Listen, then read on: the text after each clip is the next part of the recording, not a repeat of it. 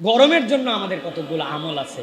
আমি আপনাদের কাছে 6টা বিষয়ের দিকে দৃষ্টি আকর্ষণ করি যে এই গরমকালেও আমরা আল্লাহ রাব্বুল আলামিনের কাছ থেকে কিভাবে রিওয়ার্ড পেতে পারি। গরমের দিনের প্রধান আমল, সবচেয়ে বড় আমল, নবী করিম সাল্লাল্লাহু আলাইহি ওয়াসাল্লামের কাছে এসে জিজ্ঞাসা করছে, ইয়া রাসূলুল্লাহ, সর্বোত্তম আমল কি? নবী করিম সাল্লাল্লাহু আলাইহি ওয়াসাল্লাম বলছেন, মানুষকে পানি পান করানো। সুবহানাল্লাহ। নবী করিম সাল্লাল্লাহু আলাইহি ওয়াসাল্লাম বলছেন, জাহান্নামে তোমাদেরকে একটা সাদাকা, একটা তোমাদের কবুল ইবাদত, এইটা আল্লাহ রাব্বুল আলামিনের জাহান্নামকে নিভাই দিবে। নবীজি বললেন, আর জানো কি, কবুল ইবাদতের মধ্যে অন্যতম ইবাদত হচ্ছে এক বান্দা যখন আরেক বান্দাকে পানি খাওয়ায়, এই পানি খাওয়াটা একটা আল্লাহর কাছে বড় ইবাদত। সুবহানাল্লাহ। পানি তো সকলের বাড়িতে আসে, আমি তাহলে পানি কেমনে খাওয়াবো? কৌশল অবলম্বন করতে হবে প্রিয় ভাইরা। নবীর হাদিস অনুযায়ী নিজেদের জীবনে আমল করার জন্য আপনাকে চেষ্টা করতে হবে।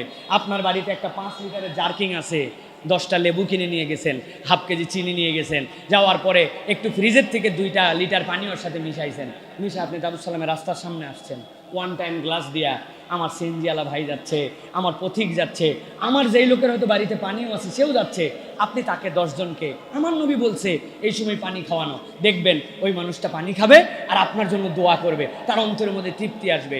এইটা একটা অন্যতম গুরুত্বপূর্ণ ইবাদত। আপনার বাড়িটা যদি রাস্তার পাশে হয় আর যদি সুযোগ থাকে, বাড়ির মধ্যে থেকে একটা ফ্রেশ পাইপ বের করেন, বের করে একটা কল লাগাই দেন, কল লাগাই ওখানে লিখে দেন এটা বিশুদ্ধ ফিল্টার পানি, আপনি বিশ্বাসের সাথে এই পানিটা খেতে পারেন। হে পথিক, আপনি এটা লাগাই দিয়েছেন, একজন মানুষ একটু পানি খাইলো, সুবহানাল্লাহ, আপনার জন্য সওয়াব হয়ে গেল। আপনার জানলার পাশে ছোট্ট একটু জায়গা আছে, একটা বাটি আছে, বাটিটা বের করে দেন, দেওয়ার মধ্যে একটু পানি দিয়ে রাখেন, একটা পাখি এসে খেতে পারে। শাহিন ভাইয়ের দোকানের সামনে কুকুর ঘুরে, আমাদের 18-20টা কুকুর আছে। আমাদের বলতেছে এই জন্য, আমার ওয়াইফ প্রত্যেক দিন রাত্রেবেলা এদের জন্য খাবারের ইন্তজাম করে। এগুলো হচ্ছে আমার 18টা কুত্তা, একই কালার সবগুলো, বাইরে থাকে, আপনারা দেখবেন এই মহল্লায় ডিস্টার্বও করে খুব, কিন্তু এদের সবগুলাকে আস্তে আস্তে করে আমরা নিয়ন্ত্রণে আনার চেষ্টা করেছি। এই যে সে এটা খাওয়ায়, এই সময় কুকুরের জিহ্বা বেরিয়ে গেছে, আপনি প্রাণীটার জন্য একটা বালতির মধ্যে একটু পানি দিয়ে দিয়েছেন, এসে পানিটা খেয়ে নিছে। পানি খাওয়ানো প্রাণীকে, এটা হচ্ছে গরমের ইবাদত। শীতকালে আপনি চাইলেও এই শরবত দিয়ে আপনি মানুষকে খাওয়ায় তৃপ্ত করতে পারবেন না। অতএব একটা বোতল আপনি পানি মুখে লাগাই খেলেন না, 1 বোতল আমার না হলেও চলে, পেয়ে গেছি আমি 1 বোতল না, আমি একটু উঁচু করে খেলাম, কারো অস্বস্তি হতে পারে এই জন্য। যদিও মুসলমানের এই ঝুটা নিয়ে আমাদের কোনো অসুবিধা নাই, কিন্তু আমি অর্ধেক খেয়ে বললাম, ভাই আপনি একটু খান ভাই। 8 বোতল 3 জন মিলে খেলাম, একটা বোতল আমি কিনছি, বাসের সামনে পিছনে কে আছে তাদেরকে আরেকটা বোতল দিলাম, সওয়াব কামাই করার জন্য। এটা হচ্ছে আল্লাহ রাসূল সাল্লাল্লাহু আলাইহি ওয়াসাল্লামের দেখানো গরমের একটা ইবাদত। আল্লাহ আমাদেরকে তৌফিক দান করুন, বলেন আল্লাহুম্মা আমিন। অতএব এই গরমের দিনে এটা একটা ইবাদত। 2 নম্বরে নফল সালাত। এই সময় সালাত করতে মন চায় না, যত দ্রুত বের হয়ে যাওয়া যায়। গরম উপলক্ষে মাঝে মাঝে একটু নফল সালাত আদায় করবেন, যে আল্লাহ এই গরমের মধ্যে আমার বিরক্তি, শরীর গরম, কষ্ট, এর মধ্যে আমি 2 রাকাত সালাত আদায় করলাম, গরম এই উদ্দেশ্যে আমি 2টা রাকাত সালাত তোমার জন্য আমি পারফর্ম করলাম, এটা একটা বড় ইবাদত। 3 নম্বর, গরমকে গালি না দেওয়া। এটা আমাদের খুব বাজে অভ্যাস, গরমের বাচ্চা গরম, শালার গরম শেষ হয় না, আছে না ভাই? বুঝানোর জন্য বললাম, তাছাড়া তো আপনি বুঝবেন না যে গরমকে আবার গালি দেয় কেমন করে। গরম আল্লাহ রাব্বুল আলামিনের সৃষ্টি, ঠান্ডা আল্লাহর সৃষ্টি। তো আপনি যদি আবহাওয়াকে, হাওয়াকে গালি দেন, প্রকারান্তর ওই গালি তো আল্লাহ রাব্বুল আলামিনের প্রতি পড়ে যায়। এই জন্য গরমকে গালি দেওয়া যাবে না, এটাও একটা আমল। যদি কেউ দেয়, সবর করতে হবে, বলতে হবে, বুঝাতে হবে, জোরে ভাই এত অস্থির হয়েছে কি জন্য?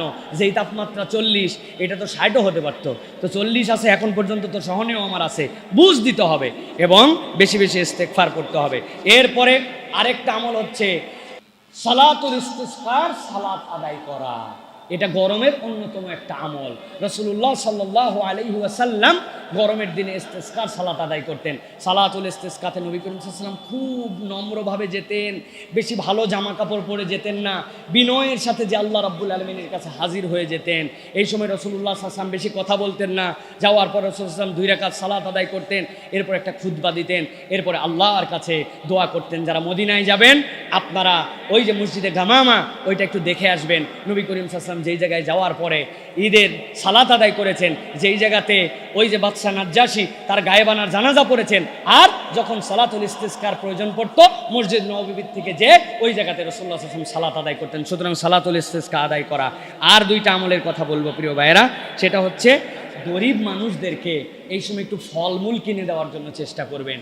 আপনি ইচ্ছা করলে 2টা তরমুজ কিনতে পারেন, 3টা কিনতে পারেন, বড় একটা তরমুজ 500 টাকাতে কিনতে পারেন। নিয়ত করছেন যে আজকে 500 টাকা দিয়ে বলে টোলে ভালো ভালো 4টা তরমুজ কিনবো।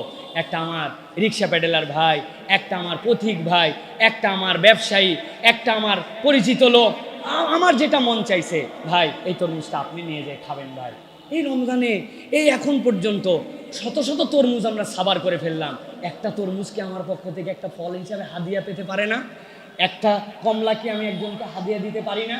আমি কি একটা ফলমূল একটা গরিব মানুষকে খাওয়াতে পারি না? আমের সিজন আসতেছে, লিচুর সিজন আসতেছে, টার্গেট করবেন আমি 1000 লিচু খেতে পারি, 100টা লিচু আমার দানের তালিকায় থাকবে। আমি 10 মণ আম খেতে পারি, 1 মণ আম আমার দানের তালিকায় থাকবে। আমি 10টা আম খেতে পারি, অর্ধেকটা আম আমার দানের তালিকায় থাকতে পারে। আমার অত দেওয়ার ক্ষমতা নাই, কিন্তু আমার এই ডোনেশন করাটা, এই ফল ফ্রুটস হাদিয়া দেওয়াটা, এটা গরমের একটা ইবাদত। আর একটা বিষয়ে সতর্ক থাকতে হবে, গরমের দিন মানুষের গায়ের গন্ধ হয়, ঘামের গন্ধ হয়, আমার এটার দ্বারা যেন অন্য কেউ কষ্ট না পায়। নবী করিম সাল্লাল্লাহু আলাইহি ওয়াসাল্লাম এই দিক দিয়ে খুব সিনসিয়ার ছিলেন, বারবার মিসওয়াক করতেন, নিজের গায়ে সুগন্ধি লাগাতেন, আমার দ্বারা যেন কেউ কষ্ট না পায়। অনেকেই ড্যাম কেয়ার ভাব, উনার গায়ের গন্ধে পাশের লোক দাঁড়াতে পারে না, বেচারির দোষ নাই, উনি নিজে তো গন্ধ সৃষ্টি করে নাই, কিন্তু আমাদের ঘাম থেকে বিভিন্ন থেকে গন্ধ হয়, এখান থেকে আমাদেরকে বেঁচে থাকতে হবে, অপর যেন কষ্ট না পায়। এই আমলগুলা যদি আমরা করি তাহলে আমরা পানি খাওয়ানোর ইনিশিয়েটিভ নিব ইনশাআল্লাহ। 2 নম্বর বলেছে আপনাদের জন্য বেশি বেশি ইস্তেগফার করা, নফল সালাত পড়া, গরমকে গালি না দেওয়া, বৃষ্টির সালাত পড়া, গরিব দুঃখীর মাঝে ফলমূল বিতরণ করা, সাধ্যের মধ্যে থাকলে নিজেরা সুগন্ধি পরিপাটি থাকার চেষ্টা করা, আর আসরের সালাত এই গরমের সময় ডিলে করে একটু পড়া, এটাও আমাদের জন্য গরমের আমল। আল্লাহ আমাদেরকে বেশি বেশি এই আমলগুলি করার তৌফিক দান করেন, বলেন আল্লাহুম্মা আমিন।